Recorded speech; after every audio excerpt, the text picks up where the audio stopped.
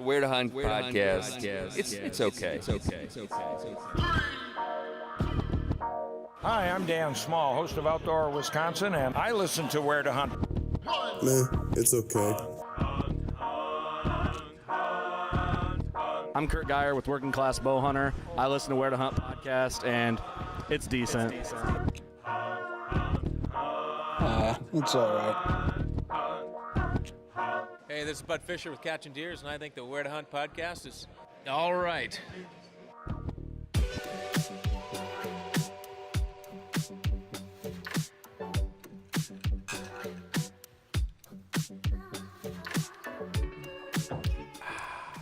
Hey everybody, welcome to the Where to Hunt podcast, the podcast that connects public land hunting enthusiasts, aka the okayest podcast in the Midwest, coming at you from the okayest hunter podcast studio. Be sure to head on over to okayesthunter.com and enter in code W2H podcast for 10% off. Greg, what up? How are you tonight? Did you race over here like a bat out of hell or what? Bad, right out of a rainstorm. Is it coming down pretty hard? It's on its way. It followed me here, so you had two pretty heavy cells of driving rain. So it was an interesting ride here. All right, so we're in for, hopefully the power doesn't go out or something. Yeah, it could happen. You never know. It's thunder and lightning pretty good. Murphy's Law likes to hang out in the studio all the time. Yes, it does. We've been through our fair share of technical storms before, so it is what it is. Man, how's your week going?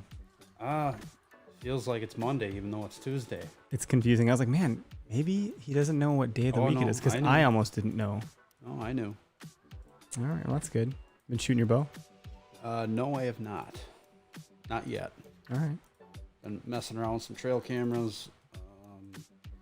Did sit out on the edge of a field last night for a little bit. Got to see one little buck and velvet come out and look around and eat some soybeans, and then went right back in the corn again. It was pretty hot and no breeze, so I'm sure he got tired of getting eaten up by the deer flies and the mosquitoes. So, Poor bugger. Yeah. It is hot. My AC is officially on the fritz. It's like, 85 degrees in here, so we have a fan blowing. Sorry if that's messing up the audio. It should be all right. I wonder if you know anybody that knows how to work on the air conditioner. We got someone coming tomorrow under the warranty company. But let's get into these call outs. So, we talk about Backwoods Grind a lot. Before I roll their ad, just make sure you write down or note what their discount code is, which is W2H podcast for 10% off. Attaboy. Whether you're at work, in a tree stand, or simply waking up, it's important to be alert, and there's no better way to get there than with Backwoods Grind coffee. Ground fresh for every order, delivered straight to your door. Backwoods Grind coffee. Look at that. Wow. Smooth. Just like the coffee. Yeah. Had 2 cups today. Attaboy.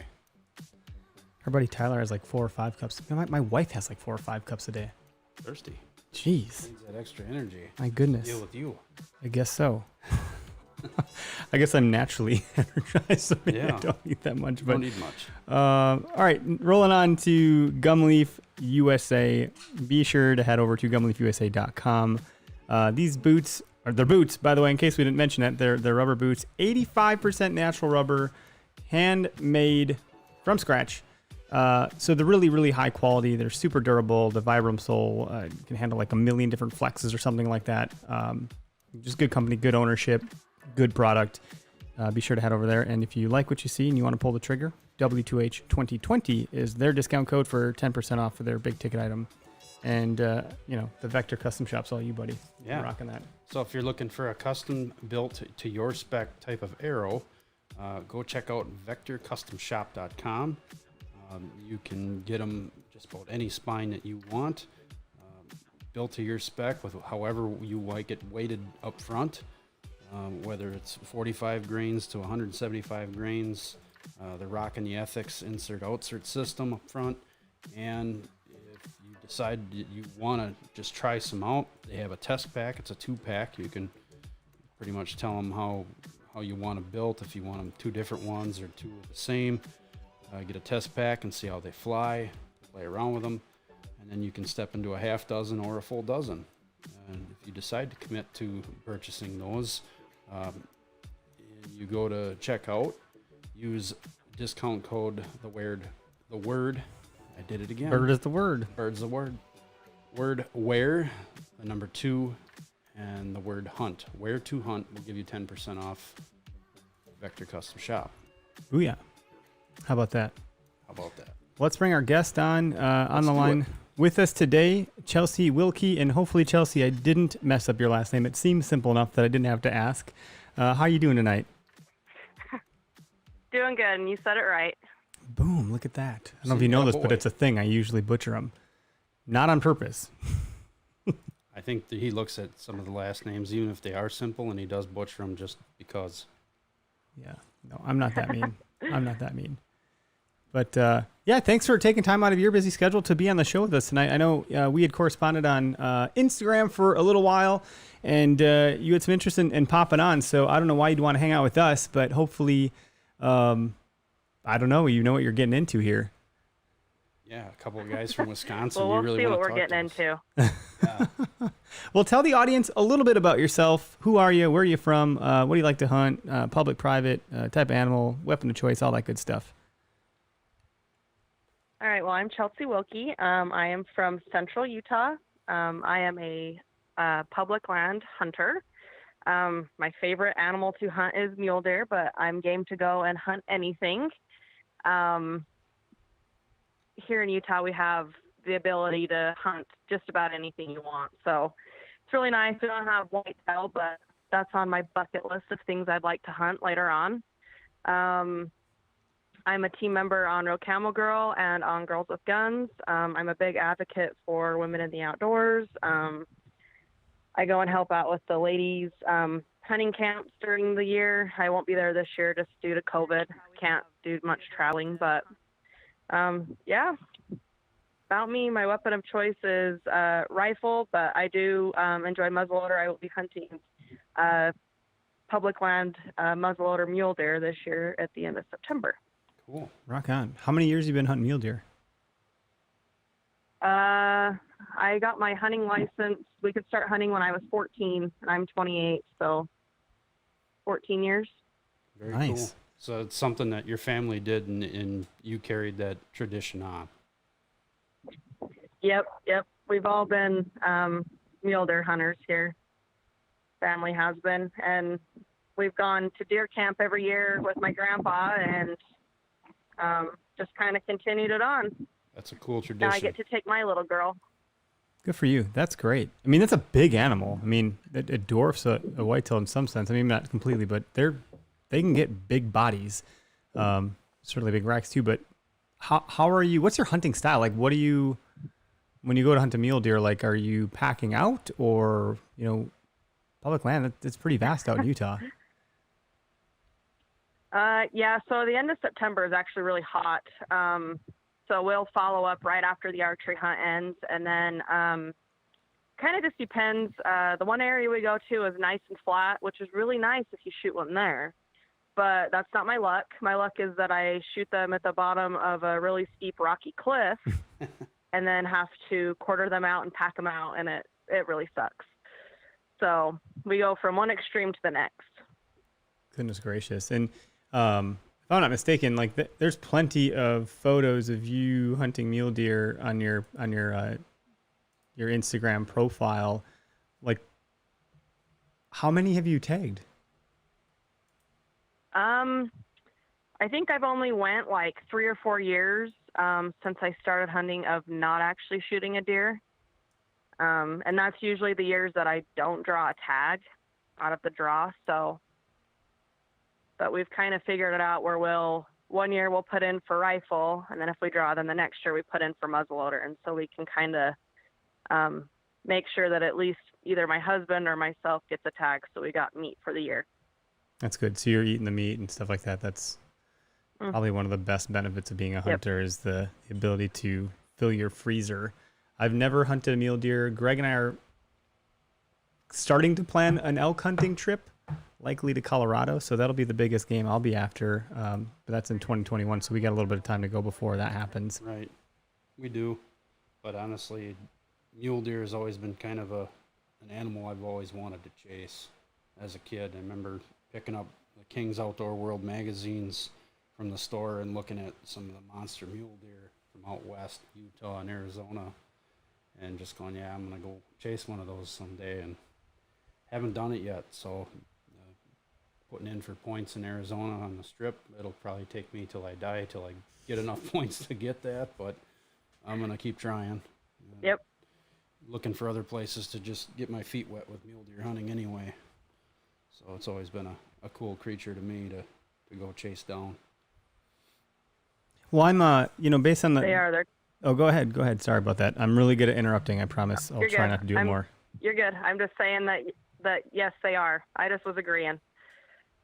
One thing I think that we were looking to talk about, so like I think you're probably the third woman on the podcast, and we're on episode like 139 or something like that. And that just goes to talk about like the ratio here, in that this is traditionally, hunting has been a male populated kind of community. And there's been a lot of gals that have been getting into hunting over the years. And I'd love to hear your perspective on that. It's not even like we've had Allison Rauscher on and Steph Busenbark, but we didn't really touch on that particular topic. We just kind of rolled with some content. I'd love to hear your perspective, being a member of some other communities, what that journey is like for you, what that's been like. So it is kind of a difficult thing for women, just because it is a male-dominated sport.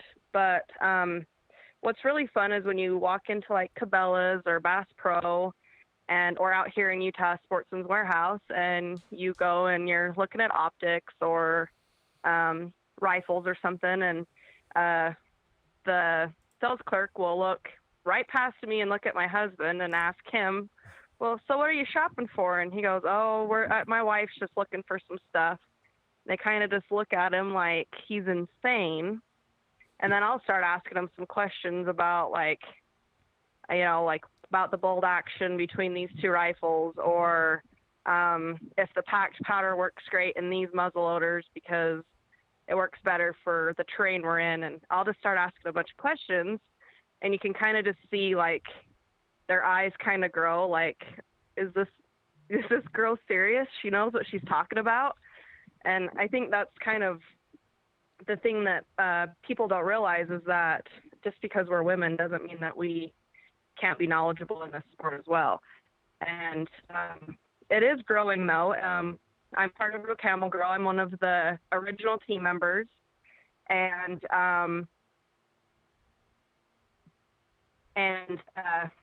our community on Facebook has grown from, I think last year we were sitting at about 3,000 members, and now we're pushing 10,000. And it's insane. It's all over the country, and we're even getting people from Canada, Africa. And so it's growing quite rapidly, and women are now realizing that that now that there is women clothing lines and boots, and there's actually guns made for women now, that we can enjoy this sport and actually have stuff that is catered to us to make us successful. That's cool. I mean, 3,000 to 10,000 in 1 year, 7,000 person increase from around kind of the globe, really, not even just the country, from all over. You said Africa, and you cut out for just a second there, but I think we picked up most of it. What is Real Camel Girl? Maybe take a moment to tell us what you guys are all about, what that organization does and is. So Real Camel Girl is, our slogan is the outdoor life, but only prettier. We are a Facebook page, like a group, where we post our hunts, questions, anything you want to talk about, and it's a no judge zone. So you can come on. We have brand new hunters that are just starting this year to well-seasoned hunters that have been doing it since they could walk. And so we've got all of this knowledge between all of these women, and we're there to bring each other together, lift each other up, and help each other out. It's cool. And you said you're one of the original team members for that, so you kind of were a part of that growth and that vision? Yep. You guys do any like get-togethers or like plan any hunts throughout the year? Yeah, so we actually did have a shed hunting trip that we kind of talked about for Utah this year, but due to Corona, we haven't done anything fun this year. But we were talking about later in the year doing some fishing trips. We're wanting to do an antelope hunt, thinking about probably doing that next year. So now that we've got a whole team, we're thinking of doing a large get-together because our team is based from one coast to the next. So we are scattered all over the United States. Sure. That's hard to coordinate some of that stuff, but it's pretty cool. I mean, like I have a going to be 3-year-old daughter, right? So if you think about the trajectory of the growth of women in the hunting industry, and you talk about the 3,000 to 10,000, it's my hope that she feels right at home in that community when I bring her to deer camp when she's old enough. If she wants to, certainly not going to push her in it, but if she shows interest, I'll help her lean into it and give her everything that she needs. And I love her more than I love pretty much anything, right along with my wife and my son. And I brought my wife hunting with me. She just thought it was too boring. It had nothing to do with her being a woman. It's just not her speed. My daughter, it's just good to know that there's people like yourself that are kind of blazing the trail and leading the charge. And like I mentioned, I know some others that are doing some great things in the outdoor space too. And you have a whole nother segment of these, what I'll call social media huntresses where they're holding their bow upside down, but they're in a bikini. That's them trying to exploit themselves to, reach the male demographic. And unfortunately, that almost makes it harder for the girls that are taking it seriously to, be taken seriously. It's kind of ridiculous almost. So and they're just those people are just hunting for likes. That's all they're doing. That's a good way to say it, Greg. Hunting for likes. Yep. Yep. Yeah, but then they really are, and it does make it hard for us. Yeah. And how do you and so obviously, you look at, so there was, I don't know which post it was of yours, but this is one where I was talking to Greg, I think last week we were talking about who's up next, this week. And it sounded like one of the mule deer hunts you went on, you had just had your baby. And, I've witnessed, I have a daughter and a son, like I've not given birth at all, but it's a shit show. It is terrible. There's nothing that anybody can tell you to prepare for. And in fact, people literally don't tell you certain things about it just because no one wants to talk about that shit, because it's scary. And, yep. You come out of that and then you go hunting. That's more badass than any man I've ever met, just for the record. And so I don't know if that'll end up being your most memorable hunt. I'm not sure, but that's a testament to I know plenty of women that are far more badass than most dudes that are, rocking a big old gut and can't get their fat ass off the couch, right? And they just stumble into the woods and shoot whatever they see, which is okay, to each his own. But there's a lot of gals getting it done in a major way.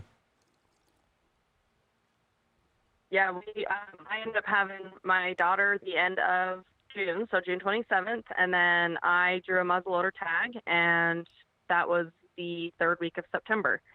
And I ended up getting a deer. I hunted every single day. I actually went to a flu shot clinic for my work. We give flu shots at the ambulance shed where I work. And then went out and found a deer that we had kind of been watching. It wasn't one of the biggest ones that we've seen, but he was on our list for the year, and kind of watched where he went, and then went back out that morning early. And I'm thankful for my grandpa because he watched my little one while I went, and went and shot a deer, skinned it and all that good stuff, tossed it in the back of the truck, and then I had to go and sit in at a job interview at work. So I went in my nice red colored camo, and then did a job interview with my boss, and then went and had to go take care of my deer. So it was a very memorable day. Did you get the job? For weird reasons. Did so you? I was actually an interviewer. Oh, okay, so. okay. Boy, oh boy, they must have been like, who is this person? This is great. Yeah, the girl thought I was insane. It's fine. That's funny. Like, if you want to see the deer, it's in the back of the truck.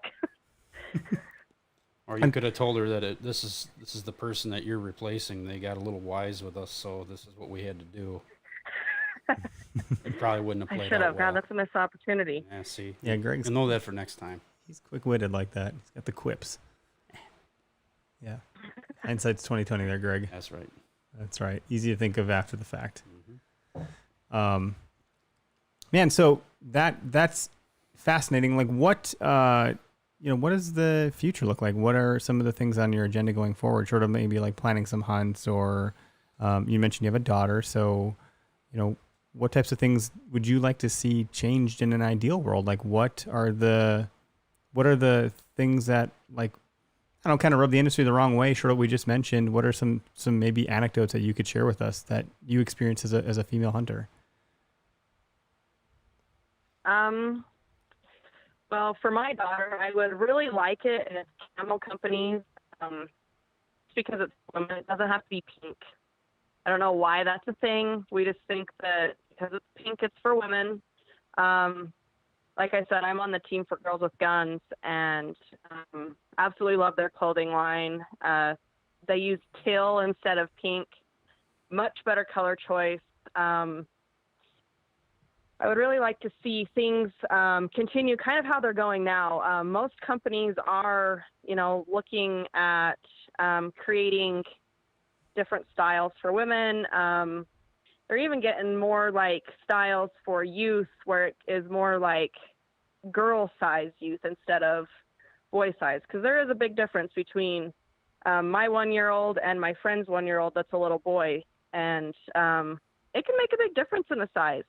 And so as I watch my little one grow up, I would love to see things continue in a positive way as they are right now, that the like naked bikini pictures are starting to become less and less, at least to me. I don't see everything, but it's getting to be more of people are wanting to see women actually succeed and put in the work and put in the time and, and all of the effort, and actually see them succeed instead of just posing with, their bow upside down and don't even have an actual blade on their arrow or anything, and just posing for a picture to get likes.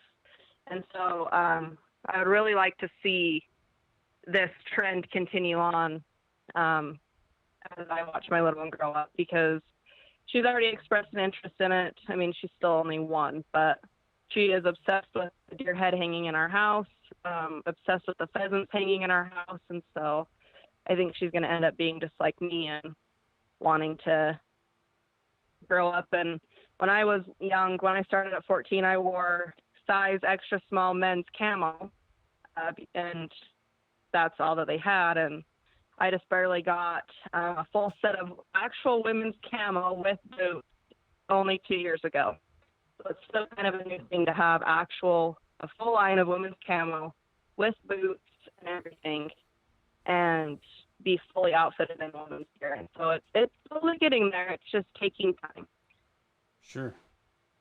Well, and you had it, I don't want to say you had it easy with starting out, but like you had role models starting out as a kid, right?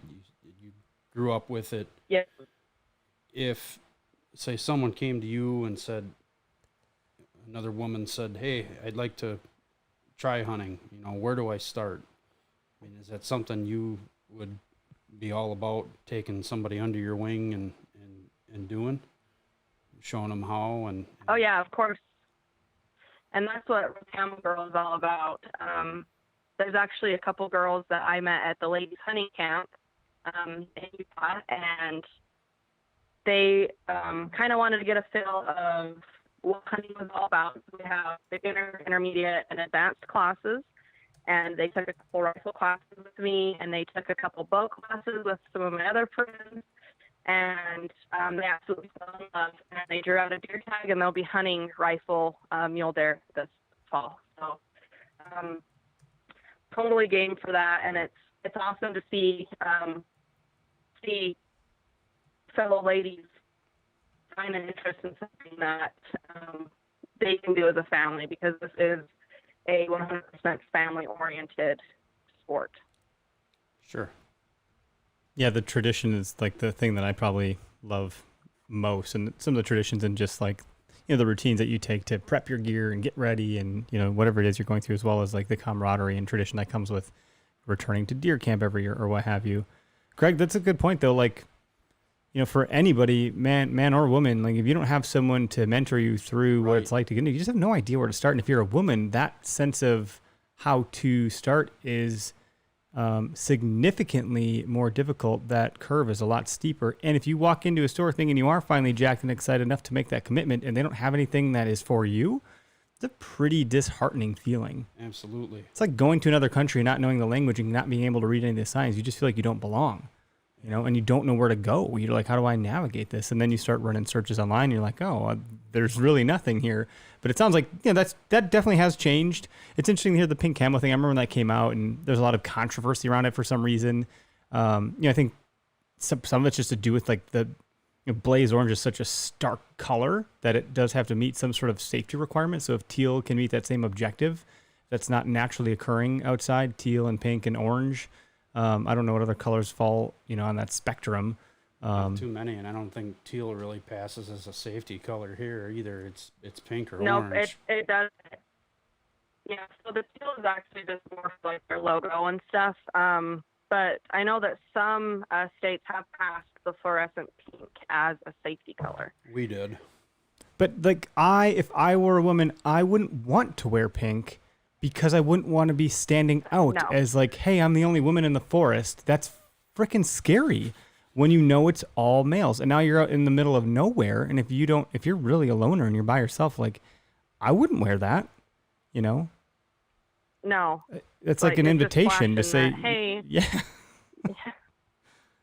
Yep. And where I hunt, there's absolutely no cell phone service. So you're just kind of SOL. Yep. Yeah, I'd be rock. And if you're in pink, you're just kind of like a large billboard. Right. Yeah. I mean, insofar as like just wearing like camo or having like some, stuff, some outdoor wear that's not necessarily, something you would need to wear a field, but you can wear to sport and support the brands that are, doing things that, suit what you're looking for. I think from that perspective, that's cool. Like the teal and stuff like that is good. But yeah, certainly I'm not wearing pink outside. If I'm a girl, there's no way. No. I mean, maybe if my daughter wants it because she loves pink, but she's with me, that's a little bit different. But I wouldn't let her wear pink out by herself. I think I would draw that line. Like, no, don't do it. No. Crazy. The sizes and all that stuff. And you said there's even guns that are made for women. Like what? Tell me more about that. Like what? Like is that a color thing or is that the ergonomics? So it's more of like the stock. Ergonomics. Mm-hmm. It's the Weatherby Camilla rifle made for women, and the stock is a little bit shorter and a little bit lighter, and it's a little bit skinnier to fit women's hands. And so you can pick up just a regular Weatherby rifle and the women's rifle, and the weight difference and the size difference it's so much nicer for us women because I'm just used to you get what you get, you don't throw a fit. But it's actually nice to be able to be like, okay, I have options, and the women's option is a great fit. That's cool. It's good to have options, right? I mean, we as men, I guess we have all the options, right? So if I didn't have that, I'd be like, well, what the hell? Yeah. There's firearm companies are doing it. I mean, my wife, for instance, I looked for a shotgun for her because she thought about getting into duck hunting because our dog was with us and she wanted to go out and see him work. And so I went looking for shotguns and I found a Browning shotgun that fit her perfectly. It was basically a youth model, but everything is a little bit shorter, a little slimmer. It's definitely lightweight. If she doesn't want to carry it, I'm gladly carrying it in the field because it's like a Red Ryder shotgun to me. It's small, very compact, and it swings real nice.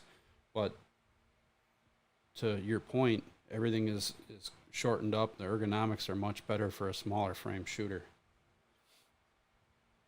Yep, and it does make a big difference.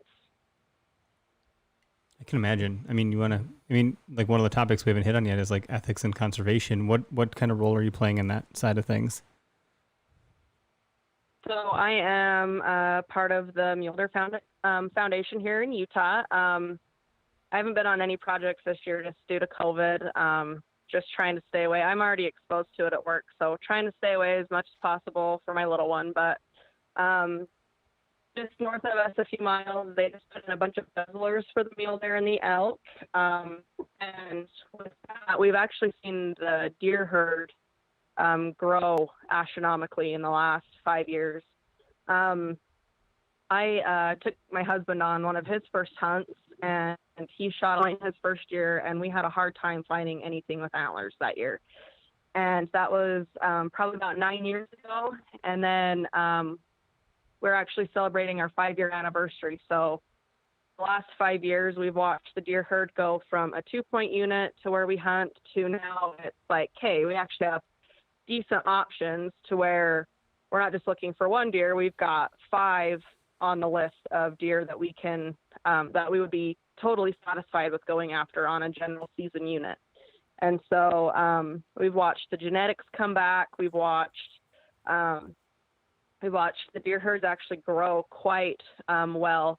And a lot of the moms are spitting out twins. And it's all just from a few little dinky guzzlers and planting the right seed in the right areas.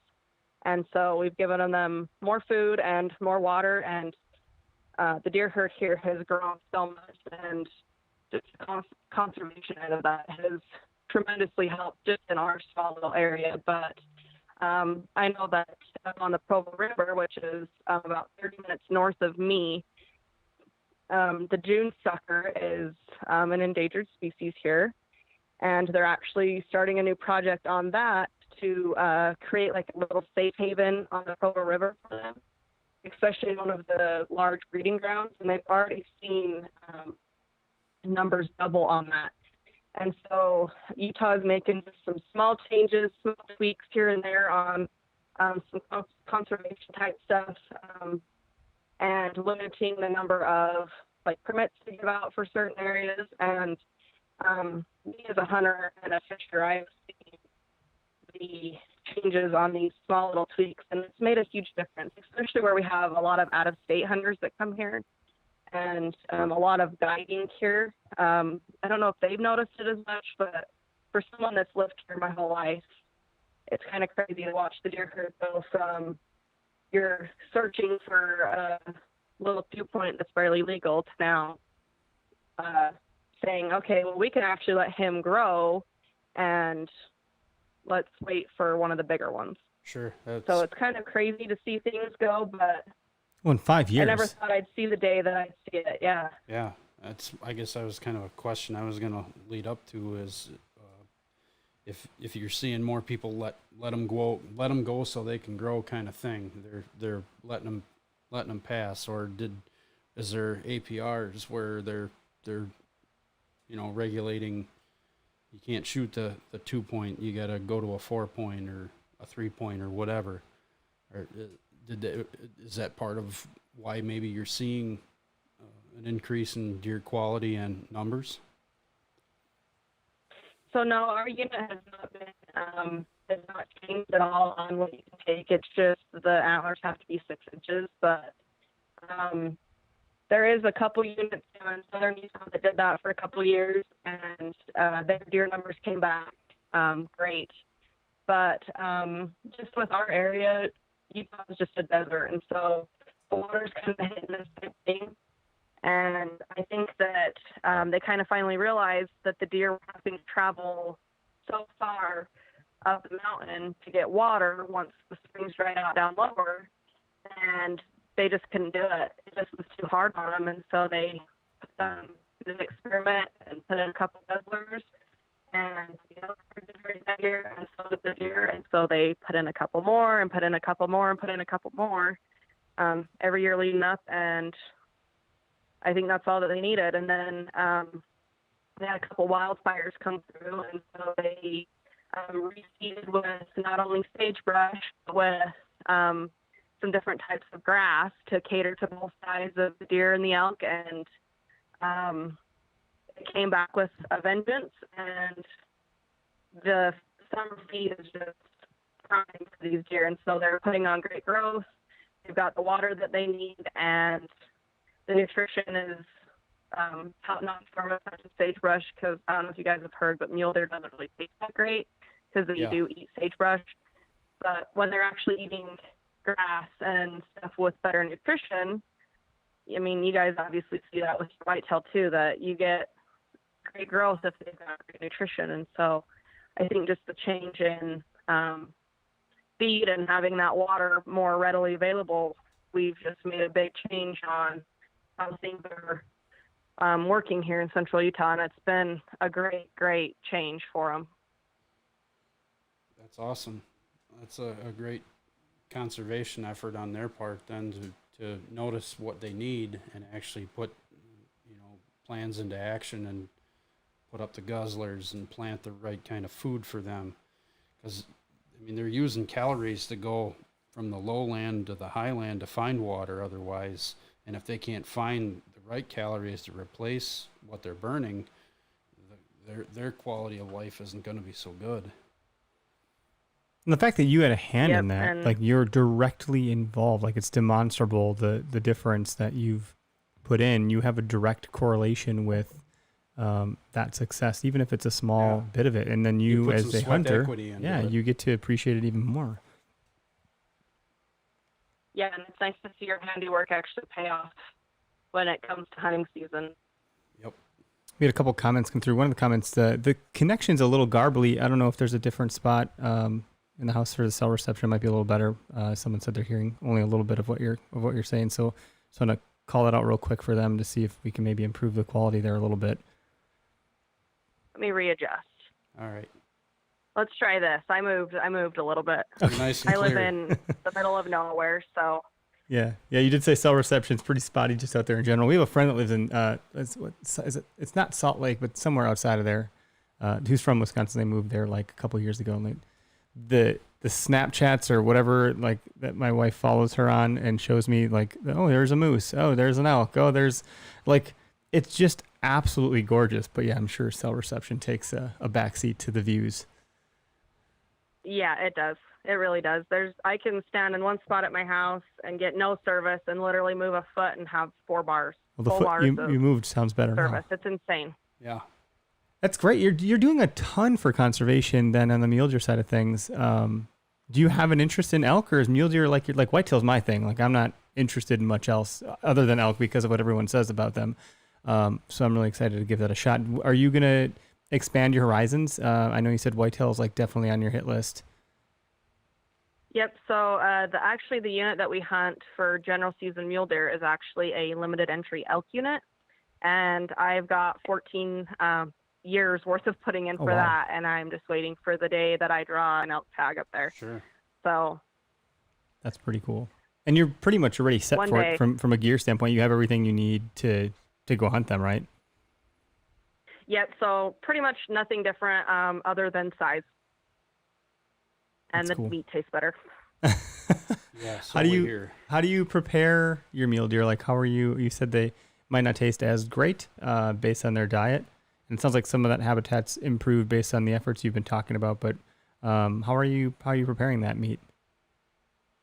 So the meat, actually you soak it in buttermilk for about an hour before you cook it. So soak it in buttermilk. That kind of gets rid of that gamey, sagebrushy, not so pleasant taste. And then you rinse it, and then you can cook it however you want to cook it, whether it be hamburger, anything like that. Always soak it in buttermilk first, and then I don't know why buttermilk does it, but that's just what we've always used. And then you can cook it however, and it tastes amazing after you get that sagebrushy, garbagey taste out of it. Yeah, I've heard that too, but I haven't heard buttermilk. I've heard just milk. Milk, buttermilk. Buttermilk coats it better. It's thicker. Where do you get butter? Is it like butter Yeah, and milk or buttermilk? No, it's buttermilk. You go to the store. God, I don't know anything. My God. This is I'm learning. This is why I do this show. I learn. You know what I've learned from podcasting? It's crazy. Now I've just learned that there's buttermilk. I would have just assumed you were saying butter and milk combined. I was thinking like, oh, do you melt it together? Buttermilk, it's higher fat content. So, and even still, I could probably add a little fat content if you didn't rinse too much of it off the meat. What else do you use buttermilk for, Greg? You could put it in your coffee if you really wanted to. Okay. You know what's funny about that is I do put butter in my coffee. See, there you go. You could save a few things and go with buttermilk. Interesting. Or half. Do you and like half. ranch? Yeah, you like ranch. You make 'cause ranch with you make a buttermilk. lot- Really? Oh yeah, yeah. buttermilk ranch. No shit. That's like Wow, what it's the called. I've aha always wondered. I'm moment. like, The I don't light bulb get it. has turned on, folks. We've turned Look a out. corner. Oh, this is good. That's okay. That's cool. That's a lot of meat, right? Like, I think it's interesting that people mistake mule deer and whitetail. That's a thing. Like in some of these states where there's both breeds of animal, you hear stories of people like shooting a whitetail instead of a mule deer and vice versa. We have idiots in the Northwoods that shoot elk thinking they're Yeah, deer. yeah. I remember that story from last year. They're real bright. Yeah, the brown is down I don't thing. know how you can You gotta mistake still. an elk I for a don't deer. either. There's Size difference is huge. quite a size difference.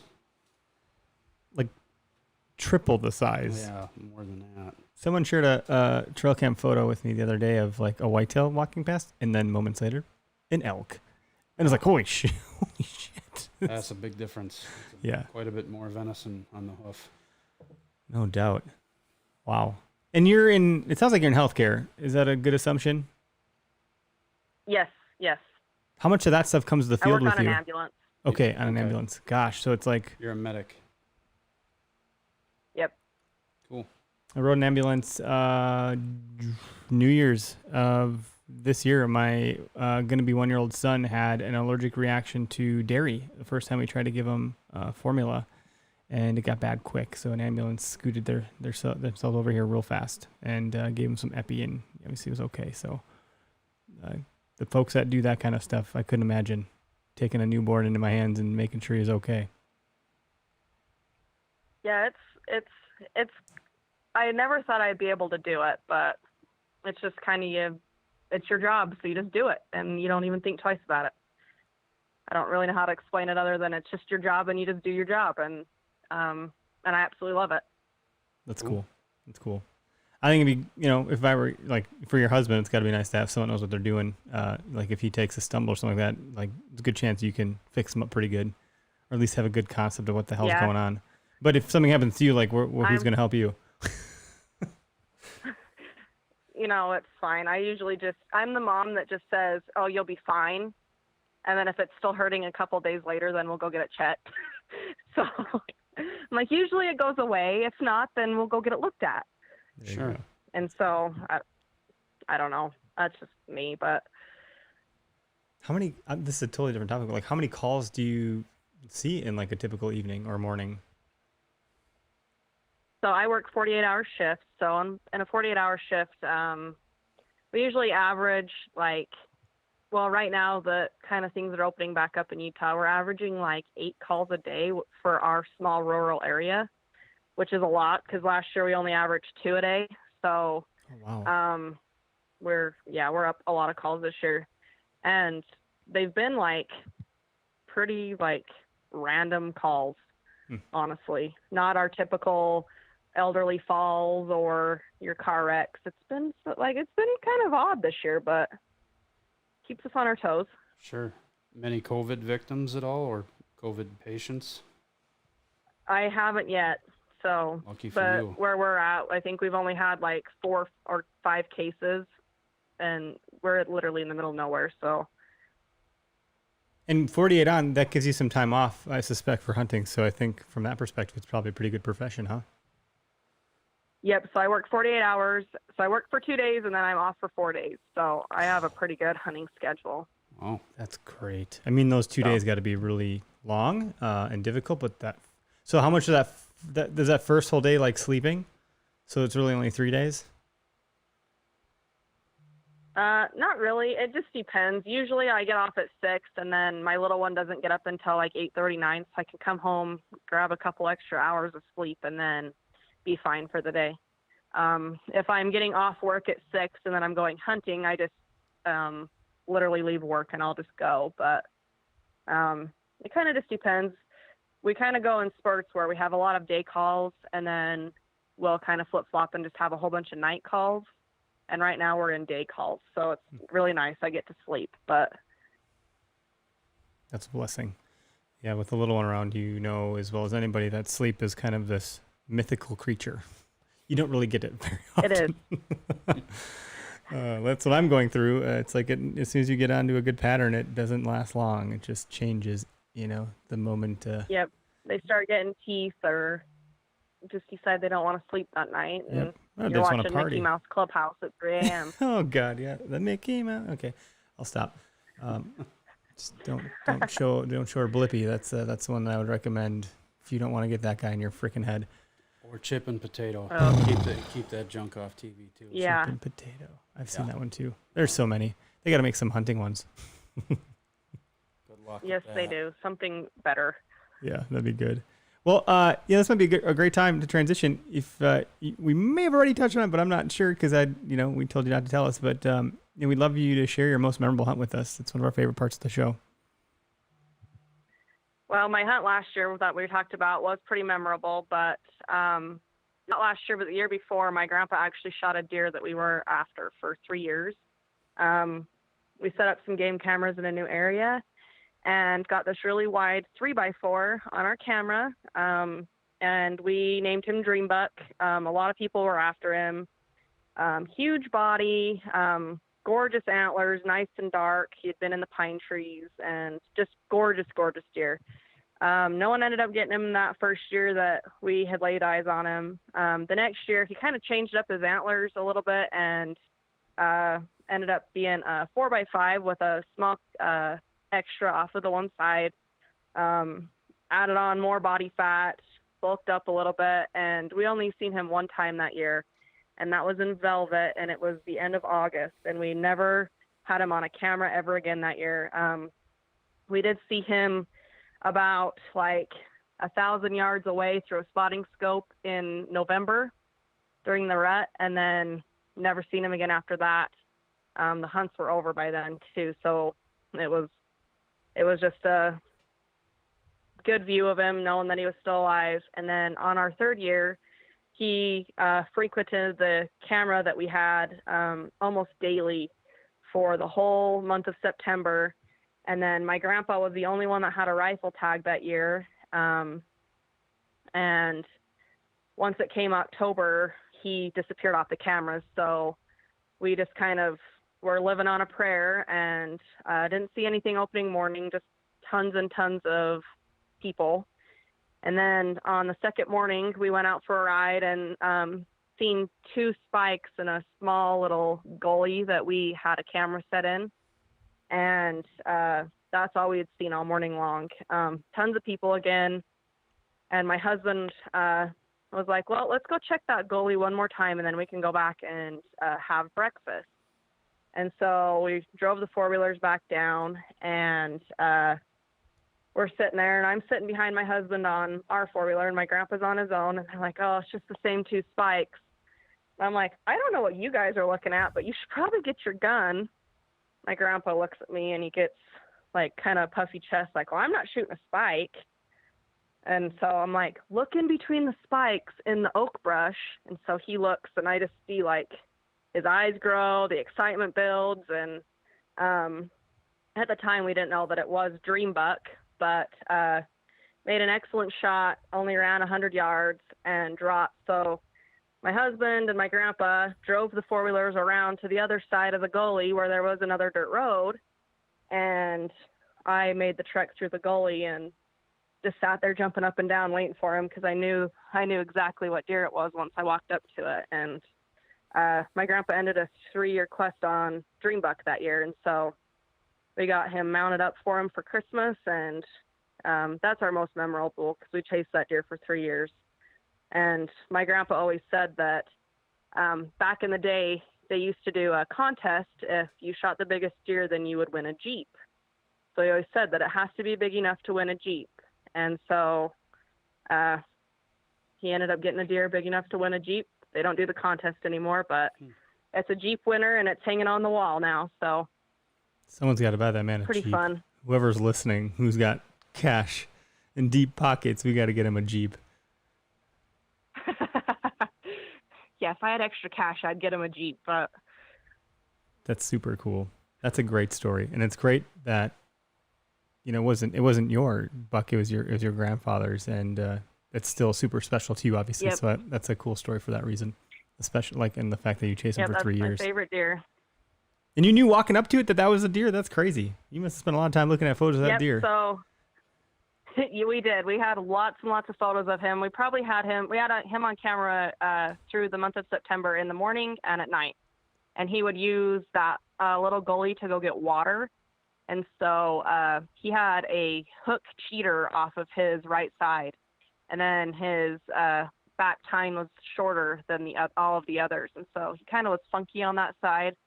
So very distinguishable. He had these, we knew it was him every single year because of his brow tines, and they just stuck straight up, and they were about 1.5 inches long, and he had that trait all 3 years. Wow. So we knew it was him, but for that year when I walked up and seen that hook cheater with the shorter tine, and just flat out knew it was him. That's awesome. And the fact that you spotted him and like called, hey guys, like, you looking at the same thing I'm looking at? Got to see the excitement build. That's pretty cool. Yeah. You must have been freaking jacked. I was. That's great. Like, get your gun, get your gun, get your gun. That's cool. That's super cool. Well, how do people engage with you if anybody wants to learn, kind of how to get into things as another female hunter, or the organization you're part of? Like, can you point people in the right direction and share, some of the page names or websites or what have you? Yeah, so you can find me underneath Chelsie Wilkey on Instagram, Facebook, and Twitter.